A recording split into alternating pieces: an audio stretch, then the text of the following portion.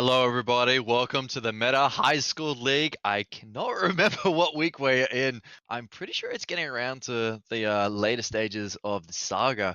But, my name is Reinhardt. I am joined by Adj. We are both from the Oceanic Esports Casting Association, and we're here and we're proudly, going to announce these two teams coming in today. It's going to be Selwyn College Apes on the left-hand side and Avondale College 1 on the right-hand side. I am absolutely ecstatic at these two games. What are your thoughts based on, coming into this current patch? What have you noticed that has been a hit and a miss, just over the last week or so, Aj? Well, coming into the current patch, absolutely tank junglers are in at the moment, especially with that Cinderhulk buff and the Aftershock buff. But at the same time, that does give somewhat of an opening for those early assassin meta junglers to be able to come in and take advantage of those slow, snowballing tank junglers, like the Amumu, like the Sejuani. We've got the assassins like the Xin, the Yi, and possibly even Pike coming in through the jungle that could actually shine on top of the jungle meta right now. Another thing I've also keen to mention is the change up that we've got to Gwynsu's Rage Blade. No longer is it going to be at every second basic attack that you pop the on-hit extras. It's every third attack, but I'm still seeing champions take it on quite willingly. If anything, I feel as though it's actually getting worse now. Like you've got Vayne still picking it up. Kaisa's still definitely putting it in her inventory.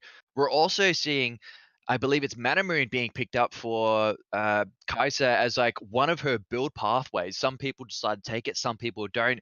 It's like it's becoming very similar to like champions Ari as well as like I'm seeing recently coming out from Kale. The Like you've got all-new two Alienware rune tree Area paths you can go 51 down, ammo whether is it's going to now. be Electrocute or Glacial Augment for Ari, as well as the unconventional sorcerer build, which is oh, if I can remember off the top of my head, it's like Summon Eerie for those who want to be a little bit more concrete with getting damage outflow. Or even Arcane Karma if they can land those skill shots quite easily. And then you've got Kale who like works on mainly fleet footwork or kleptomancy. Like the combinations are getting much more various between the two. Like I'm seeing a lot more transparency in being able to do a couple, like be able to do these experimental builds, and it's working out quite well. And that's why I'm really curious coming to this patch. You've got a couple mix up like Gwynsu's Rage Blades being somewhat nerfed, but also somewhat buffed because of the armor penetration and magic penetration being fully stacked at 11% right when you buy it, instead of it stacking all the way up to level 18. And yet we're still seeing champions like Vayne and Kai'Sa being picked up quite hardcore.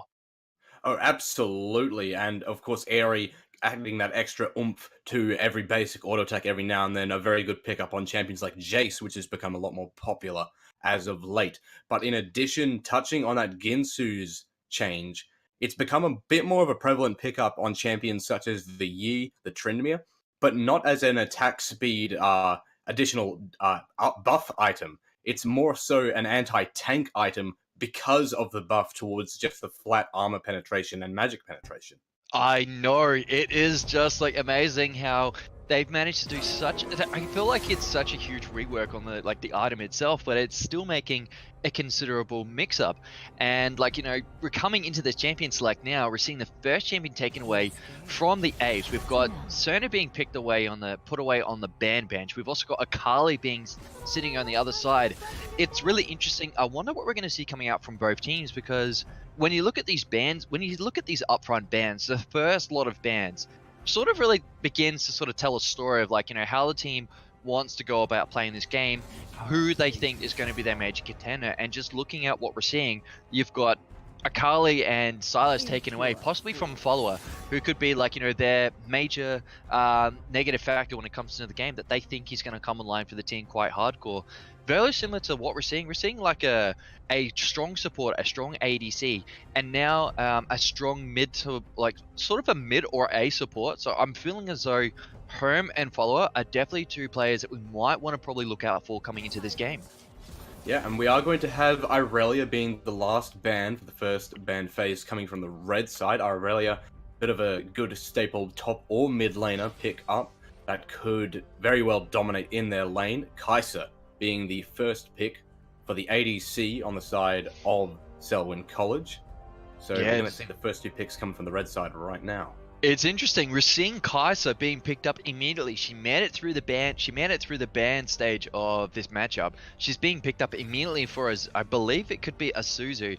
I'm pretty sure everybody is in their role lineup from top to support, which is sort of makes it a little bit easier for us to be able to tell whether it's a flex pick or an actual pick for that particular role. Very like, for example, we're seeing Morgana picked up by Barry Sun.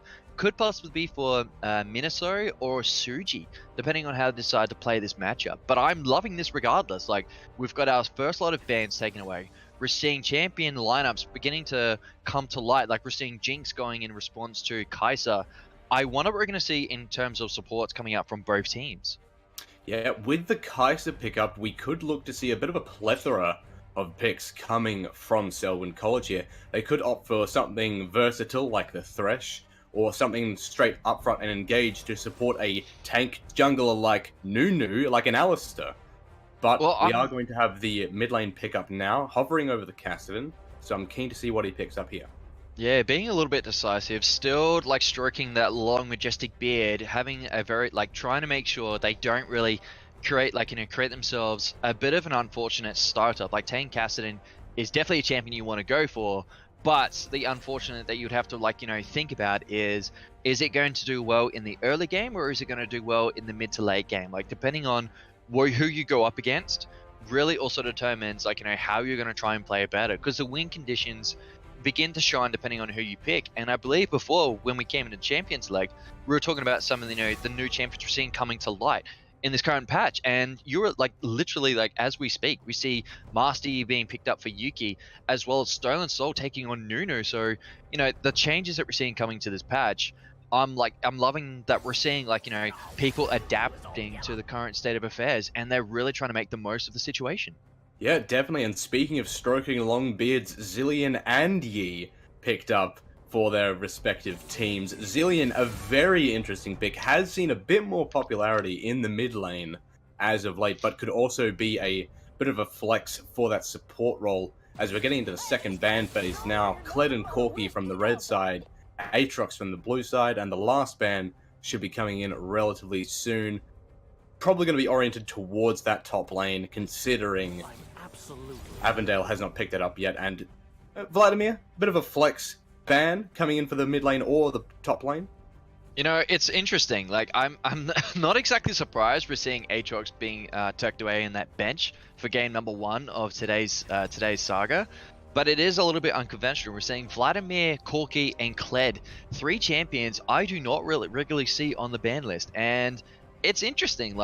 I wonder, I don't really know much about both teams, but I'm beginning to see a bit more of a picture. Like we're seeing Azuzu taking on Cho'Gath for McMuddy top lane.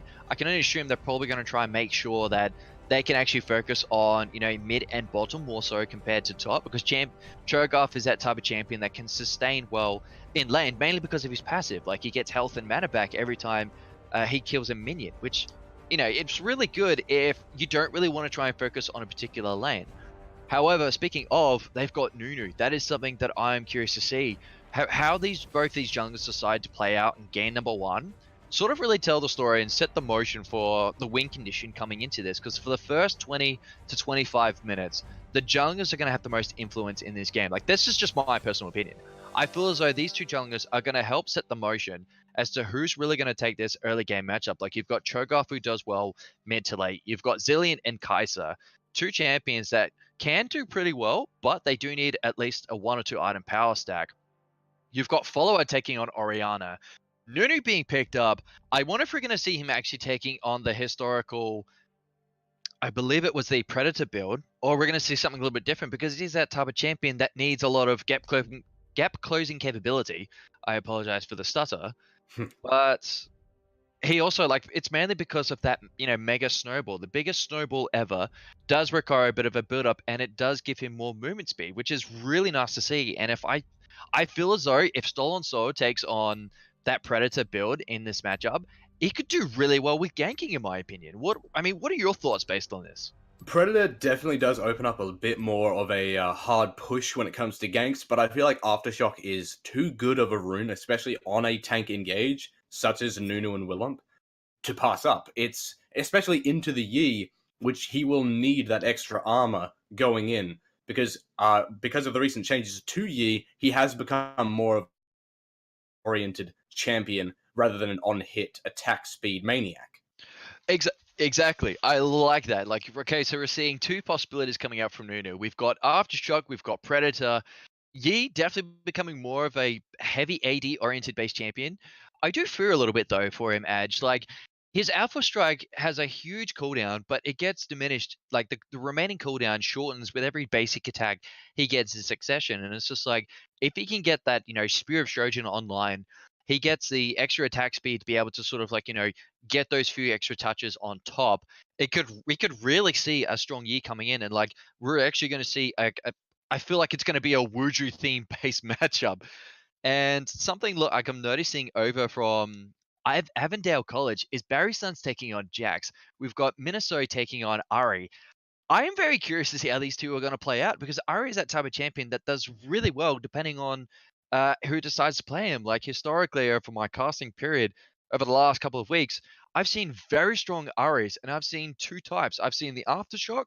No, sorry, not the Aftershock. I completely misstepped myself. It is the Electrocute Ari, which is heavy ape ability power base. And then you've also got the Glacial Augment, which does really well with those slows, like taking on the Hex Check TLP as well as the Twin Shadows. And that really proves something that could actually help his team with the gap closing capability. Like you've got Jax who can get on top quite nicely. You've also got Master Yi. And if she gets those two items online, coming into this matchup, and she has Yi helping her out, or even Jax if he decides to roam around a bit, we could really see a lot of team plays coming out from Avondale College. And like I'm really hoping to see that because like that is like what I'm hoping that we'll see coming out in this matchup. I want to see a lot of team play. I want to see a lot of macro mechanics, a lot of cheesy plays coming out from these two teams. And we still are sitting in the spectators delay, but looking at these two matchups, like let's go into who do you think has who do you think has a better chance at winning this? So I'm going to ask you that question, Adge. Who do you think has a better chance at winning this prior to the 20 minutes? Prior to 20 minutes, it's definitely going to be in favor of, I believe it is Avondale College, especially with those fast hitting heavy picks. But I have seen Stolen Soul on his Nunu and Willump before, and he is absolutely superb at objective control. And if they're able to outscale and get into that late game, Cho'Gath could very well counteract the Yi with a well-timed, I believe it's deafening scream onto him as he comes out of Alpha Strike, prohibiting any additional Alpha Strikes, giving them that opportunity to just outright shut the Yi down with a devouring feast or whatnot.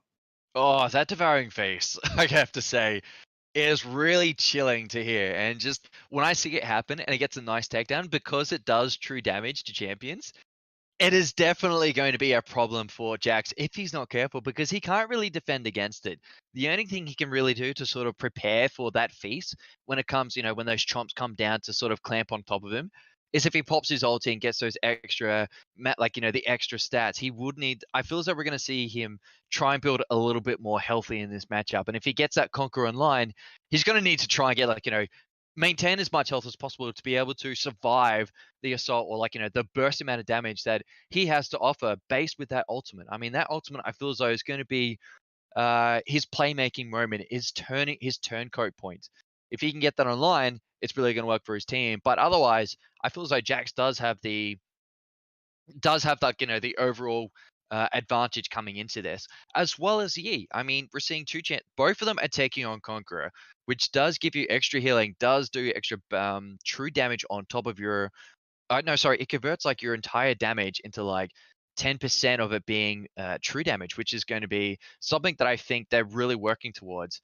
I'm a little bit worried that they are lacking a little bit of upfront tanking qualities. Like you've only got Jax that can sort of really be that upfront assault. You've got Morgana who could probably try and get that Zhonya's to try and get the upfront assault, get those soul shackles onto as many people as possible, and then pop that Zhonya's to be able to sort of save herself in the middle of a fight and sort of set her team in motion to try and win, the catch out essentially.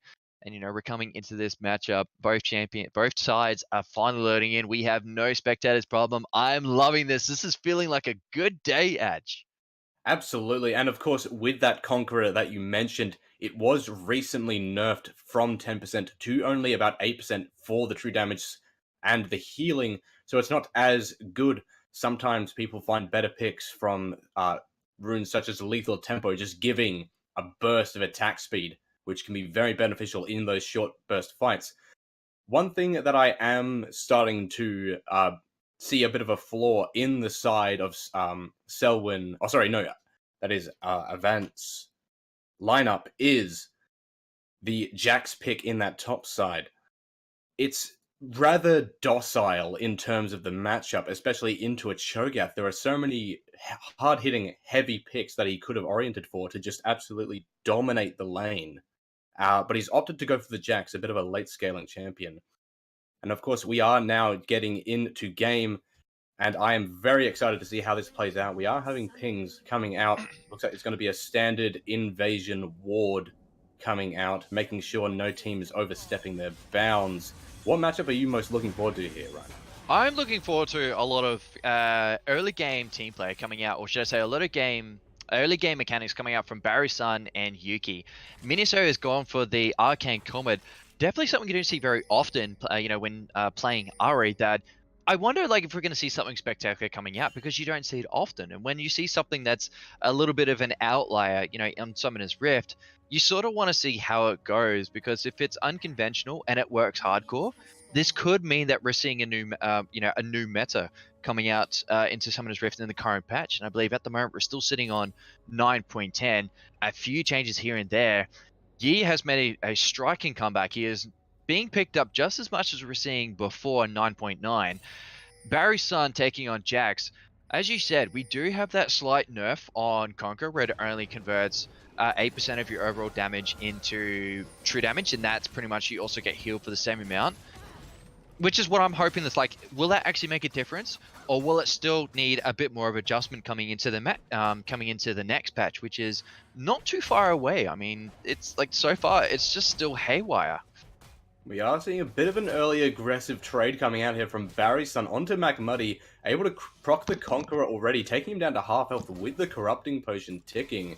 A very nice early aggression from that level 1E on the Jax. A bit of a notorious early trade that will definitely make McMuddy feel a bit uncomfortable for a little while.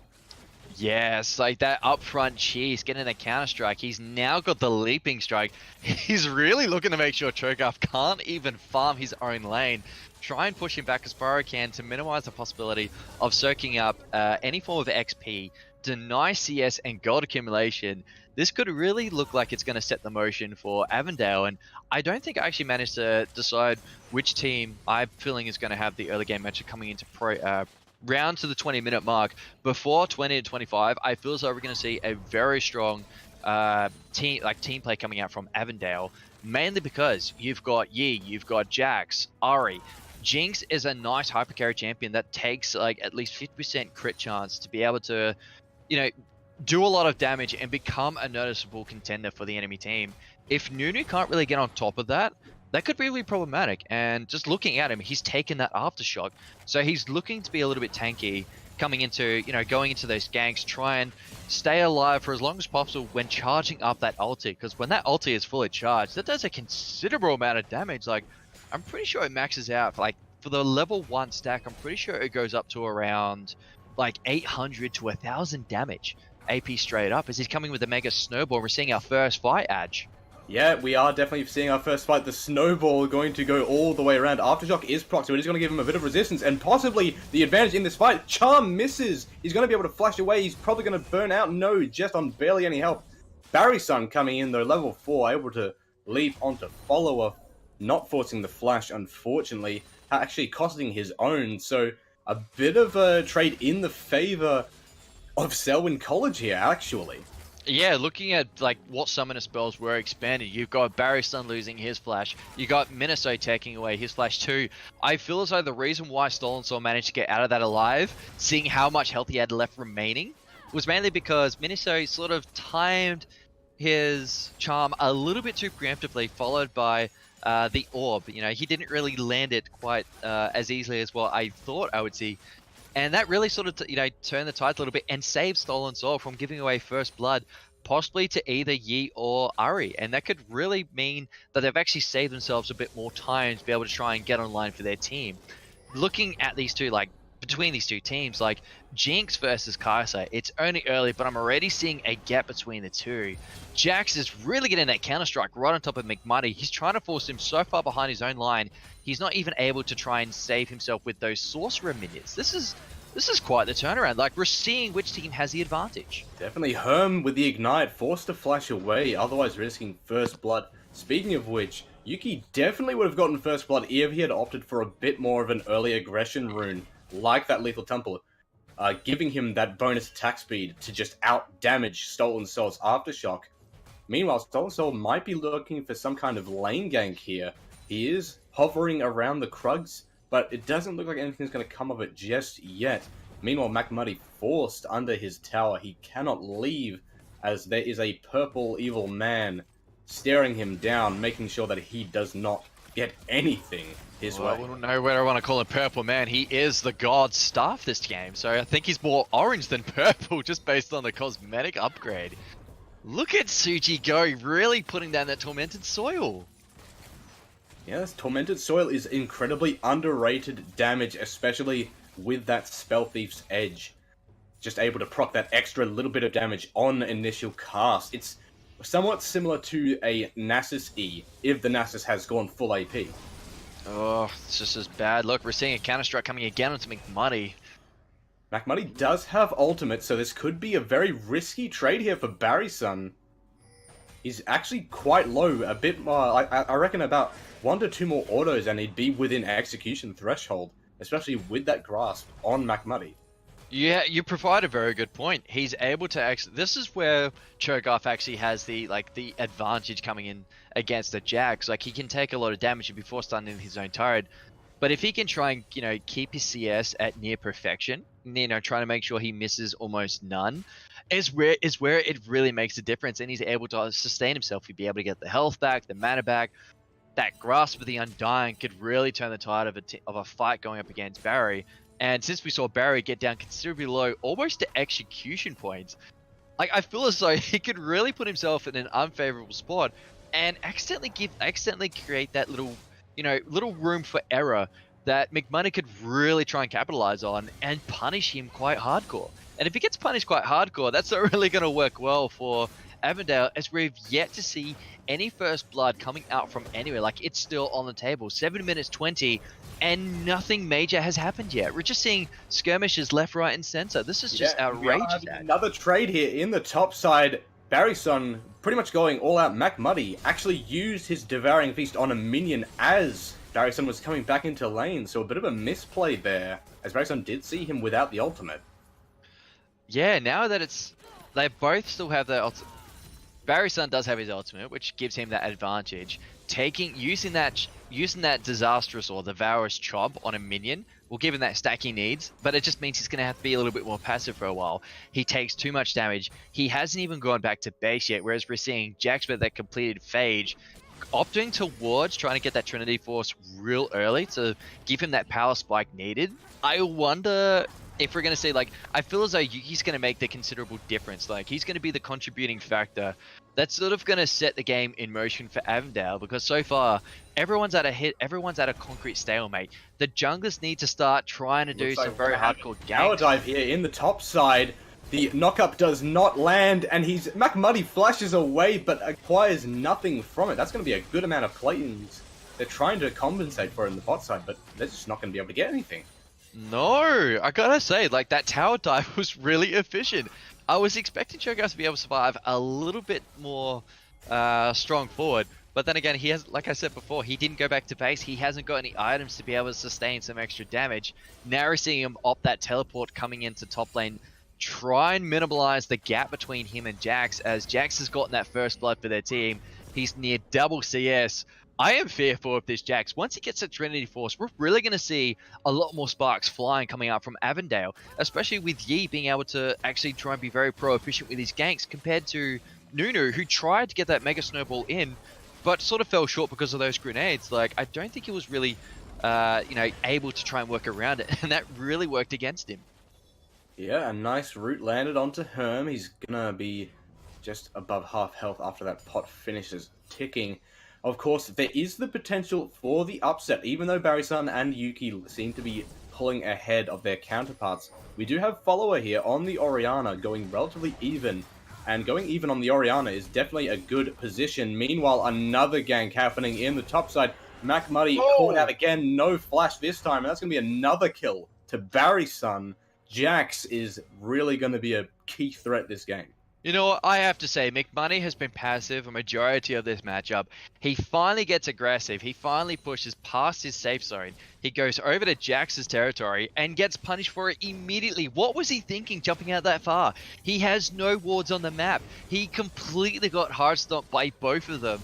That he's really putting himself behind, and it's a Jax you're going up against. If he really gets that power spike coming in before 15 minutes, it's really gonna work against Selwyn, and that's not something that you want to look forward to. The rest of the team are doing well to sort of create that stalemate, try and keep it at high noon, but I feel as though it's going to start working more towards once Jax gets that first turret, he's going to start looking elsewhere to try and get his team that advantage they need. Yeah, they are going to look to try and catch out Jax, but they're not going to be able to acquire it. He is able to leap strike away. Meanwhile, another potential gank happening on the top side. A nice Oriana ultimate coming out, but the orb return is going to finish him off, and Miniso secures himself a nice solo kill in that mid lane. I was going to say there was a bit of a trade in that mid lane earlier that went relatively even because neither mid laners were able to hit each other with their abilities. No, and you also have to take into account you've got a follower who has like that shield that sort of soaks up a bit of extra damage. Ari only really has a Q when it's turning green. Oh my god, Barry, look at him go. Yeah, absolutely. And around that 11 minutes 30 second mark, we are going to have Yuki picking up a solo Mountain Drake. Definitely going to help secure the platings in those last couple minutes if the red team are able to get the push on and secure them. Oh man, just look at Suji go. The upfront assault. She's just really flying ahead. She's just as aggressive as Barry's son. I'm feeling a lot of aggression coming out from Avondale that this could actually turn into like a very favorable position.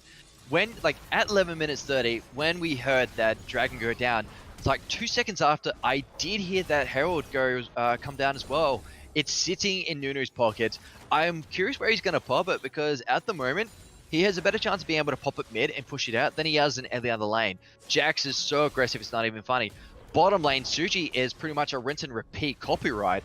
Mac Buddy getting tower dove again. This is just an unfortunate tale for this Cho'Gath. He's not... Though, nice double knockup. Unfortunately, nothing will come of it. And that's probably going to be first tower going down. I thought there was going to be some kind of counter gank happening in the bot side, but So&So's opted to go for the Krugs instead. Yeah, it's really curious. Like comparing the two junglers and their activity in this matchup. There's not a lot of aggression coming out from Nunu compared to he. Like he's been top 3 times, he's claimed kills 3 times as well. So a 100% gank kill efficiency coming out from him. Nunu, on the other hand, has yet to make a considerable difference. He gets punished more than gets rewarded. Follower, though, able to land a nice ultimate. Ignite is down, and the auto attacks will be able to finish him off. And Follower secures himself a counter solo kill onto Miniso. Very nice trades coming from this mid lane. Yeah, and not only that, she was actually Oh! Barry, what are you doing? You take top lane, you go mid lane, and you give the return kill. Just Revenge from Beyond the Grave version 2. This was absolutely amazing. Barry's son is quite the highlight for his team. I'm feeling the MVP coming out from him. As we're coming to a nice little pause between these two teams. This is like we're beginning to see flare sparks left, right, and center. Like the fire is beginning to get bigger. Just we have this time to be able to talk about these two matchups. Just what are your thoughts about Selwyn's gameplay performance, considering they are the team that are being pressured a bit? Selwyn, they're definitely not doing too great, especially in that top lane matchup. Mac Muddy is not having a fun time with the Jax and Yi constantly hounding him, overextending with that ultimate misplay, pretty much snowballing current events as it were. by not having that ultimate up for that trade in that top side, he was able to get taken down, and he is now paying the price for that. Of course, there is still the potential for the upset. Nunu ultimate with Orianna chain, even Zillion combo can definitely turn a fight around with that burst potential onto squishy carries like the Yi, like the Ahri, like the Jinx. Of course, there is a pause going on. I believe it is on the side of Avondale College. It is Minnesota having some connection issues. As we can see, there is Rift Herald getting popped by Stolen Soul in this bot lane. About 30 seconds left on platings, so there is that chance to secure a nice amount of gold for Azuz and try and get that Manamoon Kai'Sa up and running. Yeah, just look at that upfront capability. Herald's unleashed bottom lane, the headbutt hits the turret. Oh, Zillion pops the ulti to save himself! I can't believe what I just saw. I actually thought there was going to be a little bit more to it. That was just a nice explosive amount of action. But I gotta give it to Herm for being able to pop that ulti to save himself. That free Zhonya's is considerable. I am fearful if it's actually going to work just as effectively for the rest of the game as we saw in that sparing moment. Like, I gotta give it to Herm. His senses are sharp. He is really looking for those outplays where he's going to be forced to use it defensively. If he can use it proactively, oh, I feel as though Selwyn's actually going to get ahead. They're actually going to be able to try and make plays left, right, and center and sort of turn team fights in their favor. Because if you have that free Zhonya's Hourglass to be able to pop on just about anybody, as well as have Orianna with her Zhonya's Hourglass, that could really work well. Like, you've got two, like, damage, or should I say, two team fight changing moments. Like, those Zhonya's Hourglasses are definitely something that sort of throw people off when they go in for a fight, because you'd probably want to land everything you can onto them to kick them out. Like, Orianna is definitely something to highlight, but if she gets that online, it's sort of going to throw the focus and concentration a little bit out of whack, and it's like, oh, okay, we need to focus on somebody else now because Orianna has just saved herself, or we're taking too much damage from everyone else. We need to sort of come up with like a backup action. Should we try and kill Zillion, or should we try and kill Kai'Sa? Like, Cho'Gath won't really make a lot of difference, but if we can also try and prevent Nunu from being able to pop a large-scale ulti, get that full charge up, it could really work well for Avondale College. But for the time being, we're still seeing a lot more solo action coming out. Jax and Yi, like I said before, like, my prediction was that they were going to be very aggressive, and I am happy to see that they're actually going hardcore everywhere. Like, Barry's pushing in lane. They're trying to deny Nunu any possibility of going near top side of the map. He's forced to sit down bottom. He's not really making a big difference, and I feel as though that's becoming his handicap for the team. Yeah, no, a definitely good perception there. Of course, bot side, all things considered, going relatively even. There is going to be a tower dive hover coming in that mid lane. Follower pinging for help. He so desperately does not want to lose his turret. But it looks like it's not going to happen today, as we do see Yuki and Barry-san backing away now, as it was a bit of an unfortunate timing with the minion wave coming in as they were with that tower dive, and we are going to have Stolen Soul coming down, flash up on the Morgana, but Black Shield will absorb the knock-up. But Zio is caught out by the stun, and he's going to go down no problem to Azuz, but that's going to be the lockdown onto Suji, but Yuki is coming in with the Yi ultimate. The Zillion ultimate propped on top of Azuz, but it's not going to go down. Yuki, however, is caught out, and he's definitely going to be able to go down thanks to another kill going to Azuz. But here comes Miniso, stunned up by Zillion to try and delay the impact. But he's going to be able to come in with that last breath. He's going to come in. The Black Shield on top does prevent any kind of lockdown, and that is going to be a double kill going to Miniso in return. Another even trade happening here in the bot side. A bit of everything here. A lot of macro and micro play going on. I gotta say, I feel as though that was more macro play than micro. Just Ari was really looking out for those moments of disability where she's sort of going to be pushed backwards. And like what we saw, soon as she made herself known in lane, Zillion managed to get the ability power reset. He managed to get the 2 bombs in succession. A nice play coming out from him to try and save himself a little bit extra.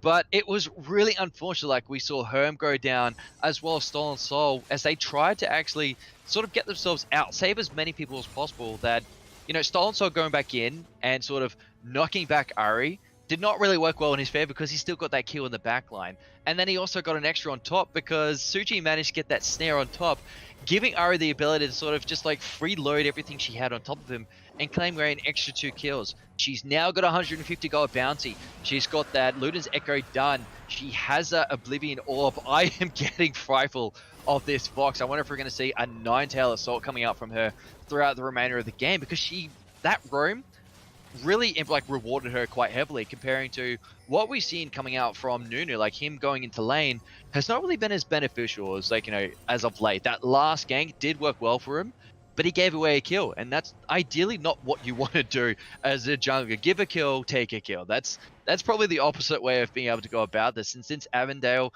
are so far ahead, you don't really want them to try and keep that advantage. You want to try and gap close them. You need to try and get more turrets. Like Jax is hardcore stomping top lane. He's got 2 item completion. To highlight those items, it's Trinity Force and Spear of Trojan. He's really going to wail into Cho'Gath if he gets the opportunity. If he has that red buff, Cho'Gath is pretty much, a walking target. He won't be able to do anything. Jinx is now sitting mid lane. I'm loving this. We've got Ari going bottom lane. Orianna contesting against us, staying down bottom. It's a sort of a wet noodle fight between these 2 landers, but Ari has that advantage. She has 2 kills. She's not exactly far behind. And then, like, you've got mid lane, like, you've got Jinx and Morgana sitting there, and they've got an equal contester. But the problem is, based on what we saw bottom lane, they aren't having a lot of luck. So Azuzu and Herm really need to change this up. And Nunu, we need to see more proactive ganks. We need to see more upfront assaults rather than a defensive response.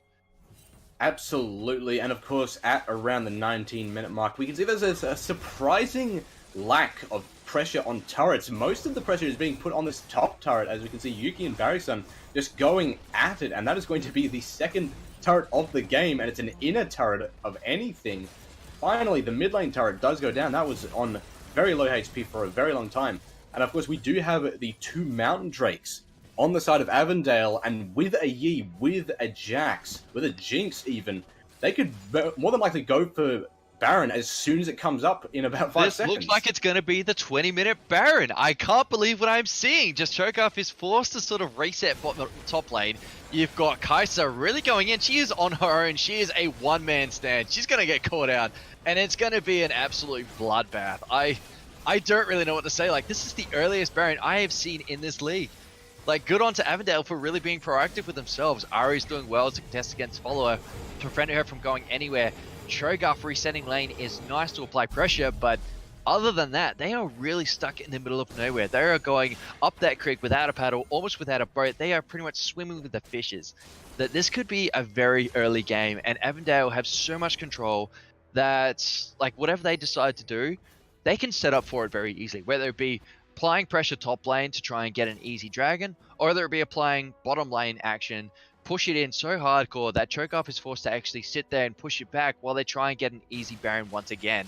They have Baron in their pocket now, but they're not making huge plays with it. Like, they're sort of stuck at the midpoint. Jax is now bottom lane trying to get that final tier 1 line of turrets that, like, he's caught out.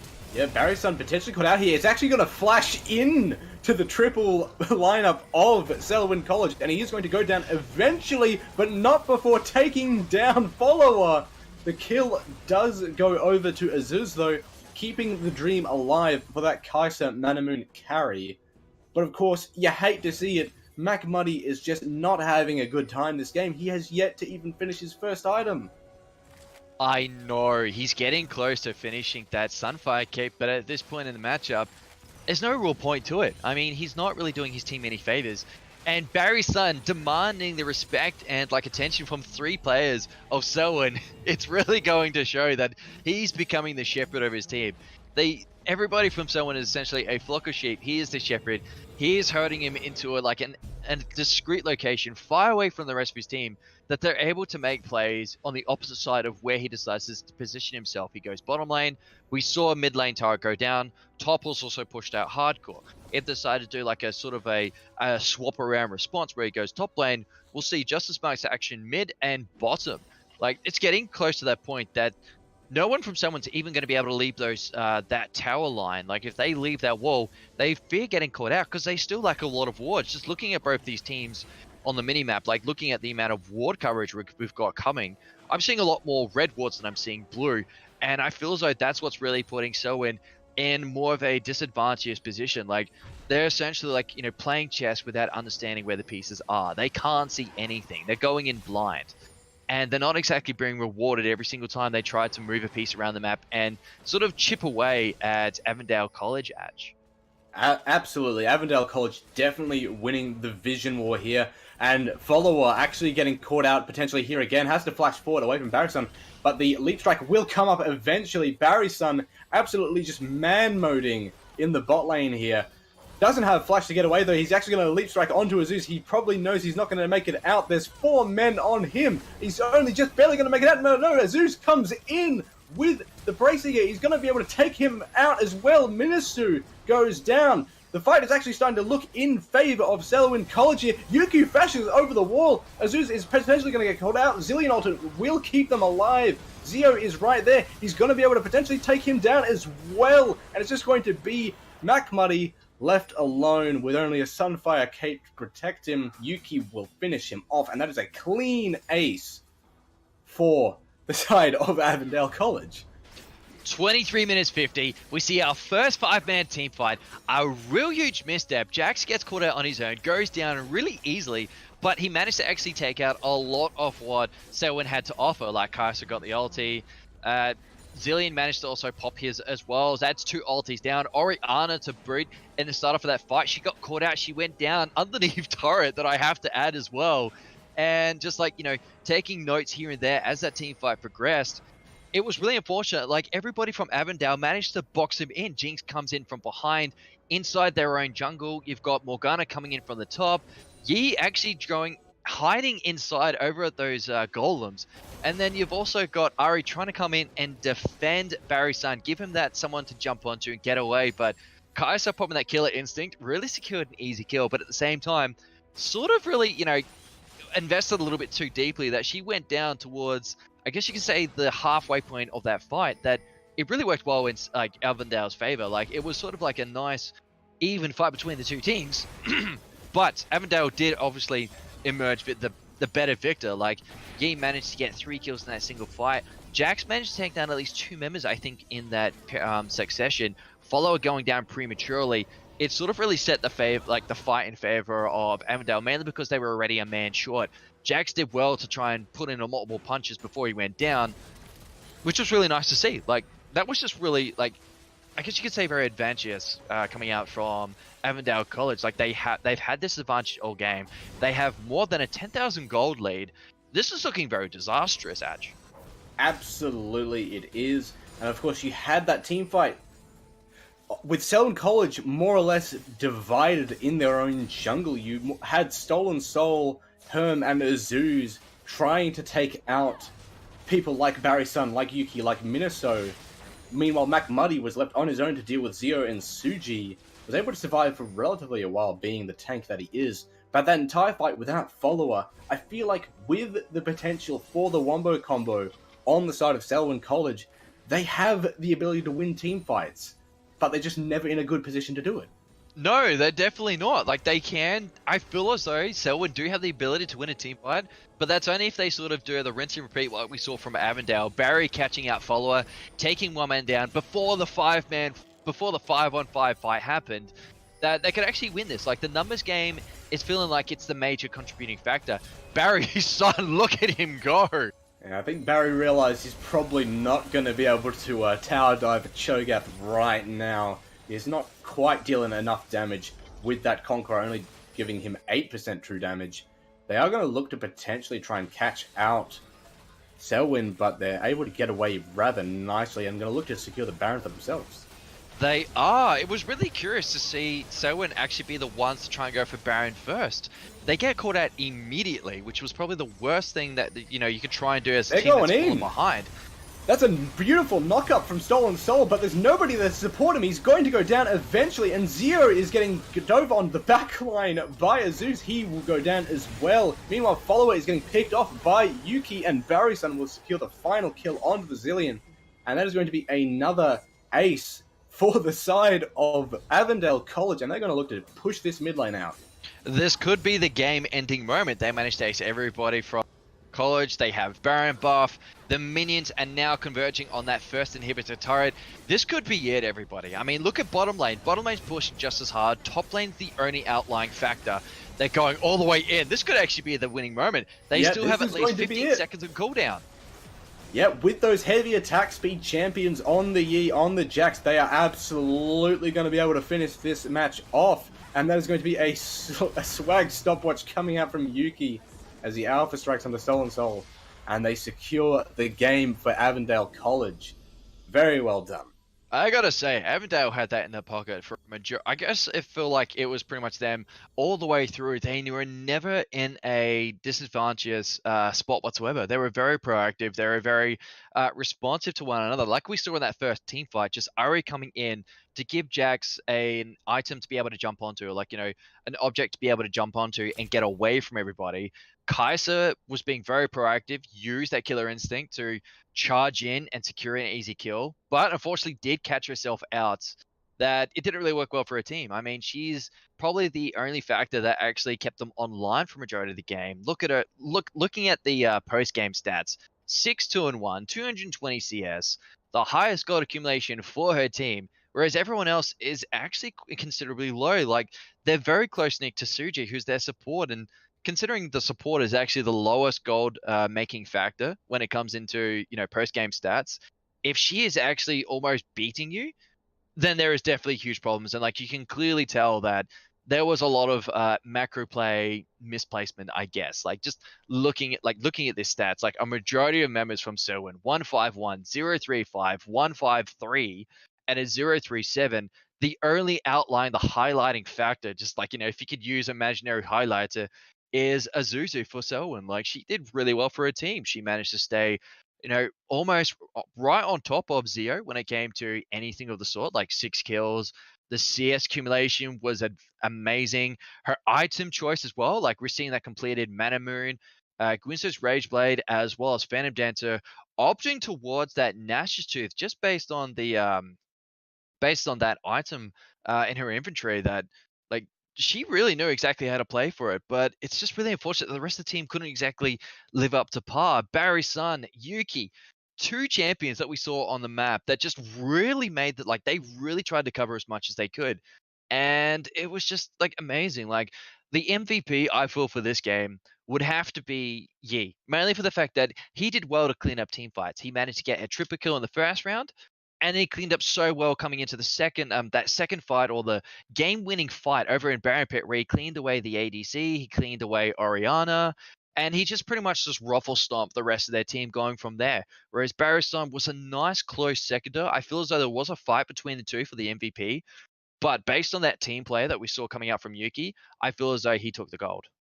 Absolutely, both of them deserving commendation. But of course, as you said, Yuki with on that Yi, in addition, with the objective control, the dragons were in their favor as well. Triple Mountain Drake. They were just able to secure that Baron so quickly and uncontested. And of course, it's just an unfortunate performance coming out from Makamudi on that Shogath. Unfortunately, only able to acquire around 7,000 gold, which is, well, to say again, unfortunate. It was a bad matchup, more or less. He did get effectively counterpicked by the Jax, but they weren't really able to capitalize on that pressure in that top side, which did lead to their downfall. Yes, like it's just heavily unfortunate. Like, they did so well for their team. It was just like a bit of a misstep. Like, McMuddy got counterpicked by Jax, Yuki taking on Yi and being very proactive compared to Stolen Soul, who was sort of like absent, staying in that fog of war for as long as possible in his own jungle. That sort of, like, it really put, Follower and Azuzu behind majorly. Like, Azuzu did well to stay close knit with Zero as much as possible. But then you look at Herm and McMuddy as well.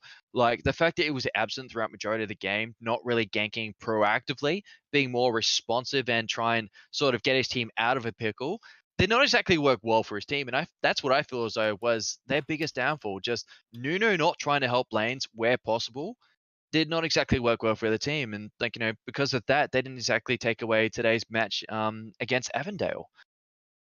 But with Yeah, that, everybody, absolutely. actually, is there any last notes you want to put in? Oh, last notes. Absolutely. With that mid lane matchup, nothing to really complain about. It was well played on both sides, more or less. Just unfortunate how the game played out, especially with Azuz on that Kaiser. They had the ability to carry, they had the hopes and dreams of their team, but again, the rest of the team just wasn't able to be in a good position to promote that, per se. Yes. With that, everybody, that is the first segment wrapped up for today, brought to you by the Meta High School League. My name is Reinhardt. I am joined by for the last time by Adj for the Hey, first segment of today's saga. We have another round coming up, coming back to you on this stream later today at 5 p.m.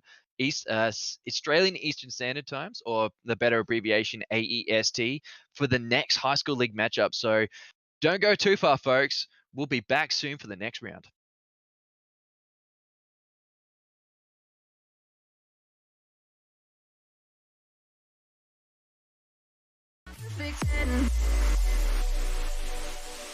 What does perfect